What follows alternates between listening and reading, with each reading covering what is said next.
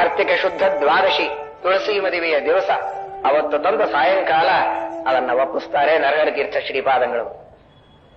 ಶ್ರೀಮದಾಚಾರ್ಯರಿಗೆ ಪರಮಾನಂದ. ಹನುಮಂತ ದೇವರಾದಾಗ ನಾನು ಮುಟ್ಟಿ ಪೂಜಿಸಿದ ಪ್ರತಿಮೆ, ಭೀಮಸೇನ ದೇವರಾದಾಗ ನಾನು ಮುಟ್ಟಿ ಪೂಜಿಸಿದ ಪ್ರತಿಮೆ, ನನ್ನ ಸ್ವಾಮಿ ರಾಮಚಂದ್ರ ದೇವರು ತನ್ನ ಕೈಯಿಂದ ಮುಟ್ಟಿದಂತಹ ಪ್ರತಿಮೆ ಇವತ್ತು ತೆಗೆದುಕೊಂಡು ಬಂದಿದ್ದಾರೆ. ಯದ್ಯಪಿ ನಾನು ಸರ್ವವ್ಯಾಪ್ತನಾದ ನನ್ನ ರೂಪದಿಂದ ನಾನು ಇದ್ದಲ್ಲಿಯೇ ಪೂಜೆ ಮಾಡಬಹುದು, ಆದರೆ ವ್ಯಕ್ತವಾಗಿ ಜನರಿಗೆ ತೋರುವಂತೆ ಪೂಜೆ ಮಾಡುವಂತಹ ಅಹೋಭಾಗ್ಯ ಅಂತ ಹೇಳಿ ಶ್ರೀಮದಾಚಾರ್ಯರು ಆ ಕ್ಷಣಕ್ಕೆ ಮಧ್ವ ಸರೋವರದಲ್ಲಿ ಸ್ನಾನವನ್ನ ಮಾಡಿ ಅದನ್ನ ಪುನಃ ಆಗಿಂತಾಗ ಮತ್ತೊಮ್ಮೆ ರಾತ್ರಿ ಕಾಲದಲ್ಲಿಯೇ ಪೂಜೆಯನ್ನ ಮಾಡ್ತಾರೆ.